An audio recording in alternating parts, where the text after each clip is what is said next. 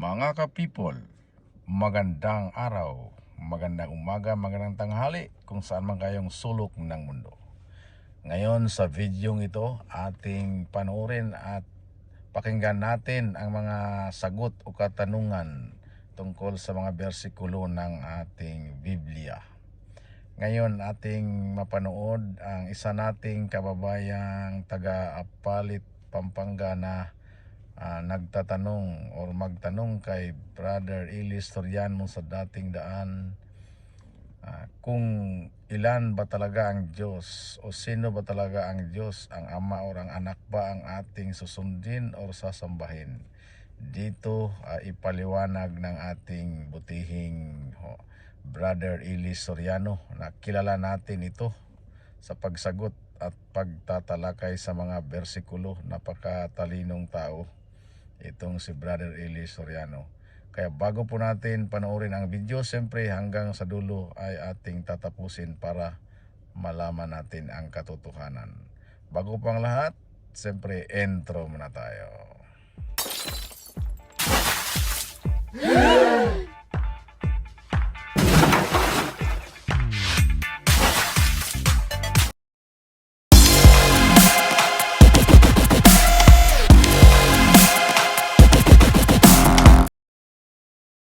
At lipat naman tayo dito po sa Apalit, Pampanga. Si kapatid na Don Capulong at kapatid na Mel Pingal kasama ng ating mga panauhin. Go ahead, Pampanga please. Magandang gabi po sa lahat. Magandang gabi, Brad Eli. May kinalaman po yung tanong ko sa pahayag po ni Kristo na ang sabi po niya at ito ang buhay na walang hanggan, ang makilala kanila bilang iisang Diyos na tunay. At ang pahayag din po ng Panginoong Diyos, ang Ama po, na ang sabi po niya ay, ako ang Diyos at walang iba liban sa akin. Ang gumugulo po sa isipan ko at sa iba pa siguro, Brother Eli, kung Diyos po ang ating Panginoong Hesukristo na yun pong itinuturo sa Biblia at Diyos din po ang Ama, hindi po kaya kontra ito sa pahayag mismo ng Ama. Sana po ay maliwanagan po kami at maraming salamat po. Ang Diyos walang hanggan, infinite. Hindi mo pwedeng bilangin yon. Hindi mo pwedeng ibilangin. Ang infinite, hindi binibilang. Yung infinity, hindi binibilang yon. Infinity nga yun eh. Walang number na lalapat sa infinity. Walang number na lalapat sa walang hanggan. Tandaan mo yon, kapatid. Walang lalapat na number sa walang hanggan. Ang Diyos walang hanggan. Ang Diyos infinite. Ano ibig sabihin ng infinite? Wala siyang sukat. Sabi niya, pinupuno ko ang langit at ang lupa. Saan ako magkakasya? Sabi niya. Hindi nga siya pwedeng magkasya sa langit at sa lupa dahil pinupuno niyang buo eh. Ano? Yun ang kanyang pagka-infinite. Ngayon, para maintindihan mo yung gulo, babasahin ko yung 17:3 ng Juan. At ito ang buhay na walang hanggan, na ikaw ay makilala nila na iisang Diyos na tunay at siyang iyong sinugo sa makatwid bagay si Hesukristo. Kung basahin nila, hindi naman nila tinutuloy eh. Makilala nila na iisang Diyos na tunay. Ganun lang. Tapos na ron. Hindi naman ganun ang nasa Biblia. Dapat makilala mo dalawa. No? Makilala kanila na iisang Diyos na tunay, nakatingala siya sa langit dyan eh. Kung naintindihan mo kapatid, ano? Umpisahan natin sa 17:1. Ang mga bagay na ito ay sinalita ni Jesus at sa pagtingala ng kanyang mga mata sa langit, ay sinabi niya, Ama, dumating na ang oras. Luwalhatiin mo ang iyong anak, upang ikaw ay luwalhatiin ng anak. Gaya ng ibinigay mo sa kanya ang kapamahalaan sa lahat ng laman, upang bigyan niya ng buhay na walang hanggan ang lahat ng ibinigay mo sa kanya. At ito ang buhay na walang hanggan, na ikaw ay makilala nila na iisang Diyos na tunay at siyang iyong sinugo sa makatwid bagay si Hesukristo. Niluwalhati kita sa lupa, pagkaganap ko ng gawa na ipinagawa mo sa akin. At ngayon, Ama, luwalhatiin mo ako sa iyo rin ng kaluwalhatiang aking tinamo sa iyo bago ang sanglibutan ay naging gayon. Kita mo, kung itutuloy mo lang pala, maintindihan mo sinasabi ni Kristo eh. Ang sabi niya, pagtingala niya sa langit, tanda mo, nakatingala siya sa langit. Nananalangin siya sa Ama. Ama, dumating na ang oras, luwalhatiin mo ang iyong anak upang ikaw ay luwalhatiin ng anak. Tapos sabi niya, ito ang buhay na walang hanggan. Nakatingala siya sa langit niya, ano? Makilala ka nila na iisang Diyos na tunay. Oh. Nakatingala siya sa langit. Bakit? Wala kasi siya sa langit noon eh. Wala siya sa langit noon. Nandito siya sa lupa. Nagkatawan tao na nga siya. Bumaba na siya. Galing siya sa langit. Bumaba siya. Basahin natin ang 6:38 ng Juan.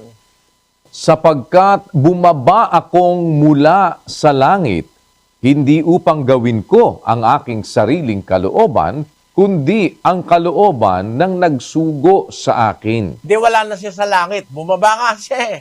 Saan siya galing? Sa langit. Meron man tao sa langit na nag-umpisa sa langit? Wala nun. Walang tao sa langit, kapatid, na manggagaling sa langit, bababa sa lupa, tapos tao. Wala nun. Ngayon, kung nandito siya sa baba, nakatingala siya ngayon. Ang kausap niya yung Ama. Ama, ito ang buhay na wala hanggan. Makilala ka nila ng mga taong Kristiyano na iisang Diyos na tunay. Saan? Doon sa langit. No? Nung oras na yon. Kasi, nung oras na yun, wala siya sa langit, nasa lupa siya.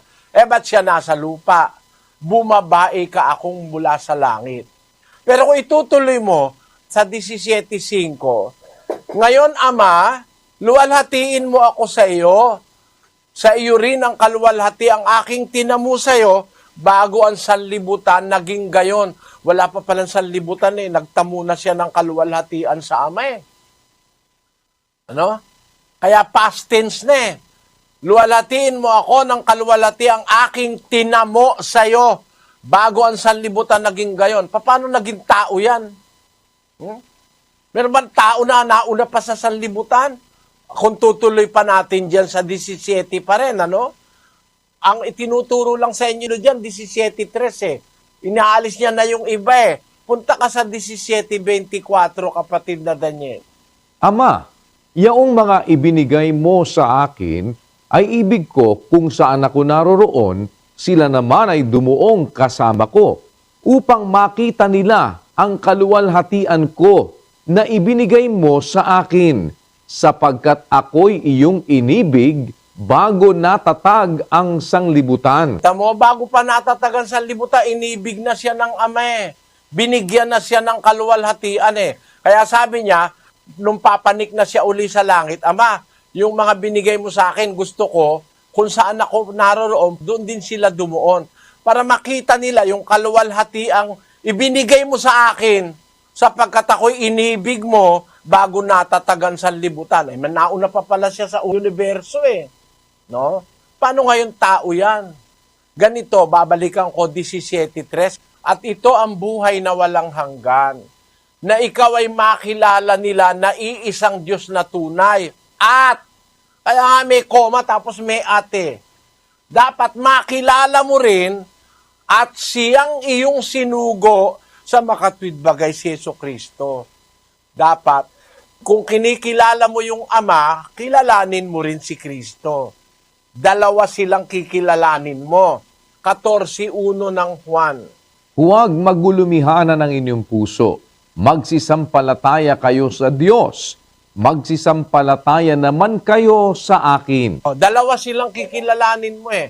Magsisampalataya kayo sa Diyos, magsisampalataya naman kayo sa akin. Ama at anak yan eh.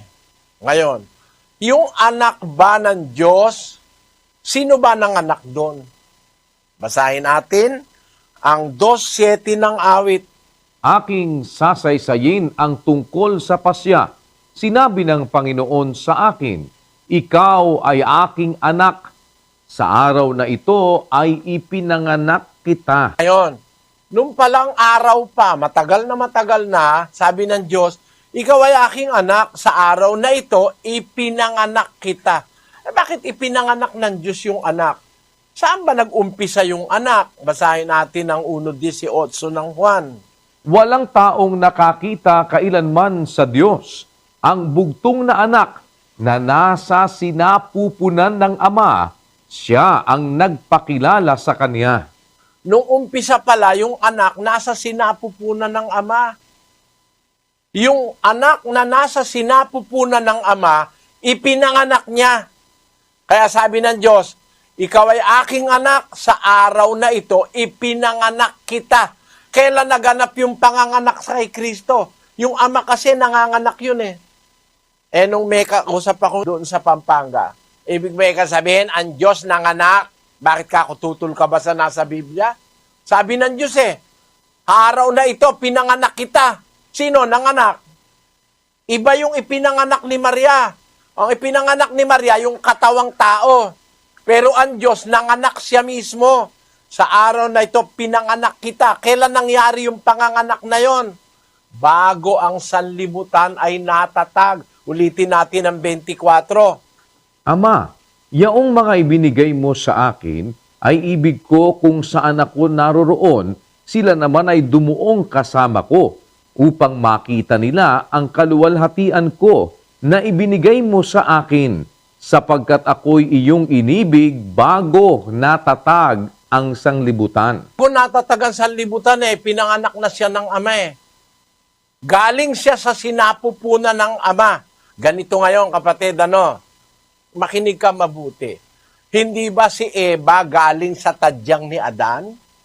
Basahin natin ang Henesis. Ito totoo sa Biblia ito, wala akong dinadagdag. 2:21. At hinulugan ng Panginoong Diyos ng di kawasang himbing ang lalaki, at siya'y natulog, at kinuha ang isa sa kanyang mga tadyang, at pinapaghilom ang laman sa dakong yaon.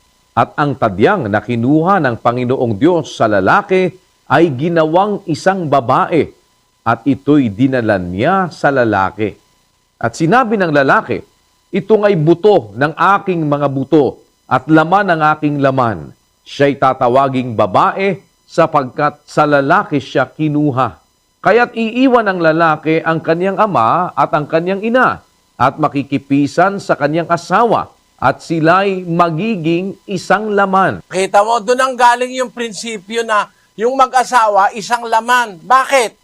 Galing si Eva kay Adan Sa umpisa talaga namang isa sila Kaya, pagka ng lalaki nagkaasawa, yung asawa niya itinuturing na kaisa niyang laman. O katunayan, 19:5 ng Mateo. At sinabi, dahil dito'y iiwan ng lalaki ang kanyang ama at ina, at makikisama sa kanyang asawa, at ang dalawa ay magiging isang laman. Kaya nga, hindi na sila dalawa, kundi isang laman. Ang pinapagsama nga ng Diyos ay huwag papaghiwalayin ng tao. Sabi ni Kristo, kaya nga yung lalaki at babae nag-asawa, hindi na sila dalawa, isa na sila. Kasi galing yung babae sa lalaki. Originally, isa lang. Ganon ang Diyos. Isa lang naman talaga ang Diyos sa umpise. Ako ang una, sabi niya. Nanganak siya. Galing sa sinapupunan niya. Parang si Eva, galing sa tadyang ni Adan. Pag nag-asawa ngayon ng lalaki, ang pronouncement ng Diyos, ang sabi ng Diyos, hindi na dalawa, kundi isang laman. Tutulan mo nga ngayon yon. Hindi na dalawa, hindi isang laman. Hindi, dalawa lalaki at babae, dalawa. Yun ang sabihin mo. Sabi ng Diyos hindi na dalawa.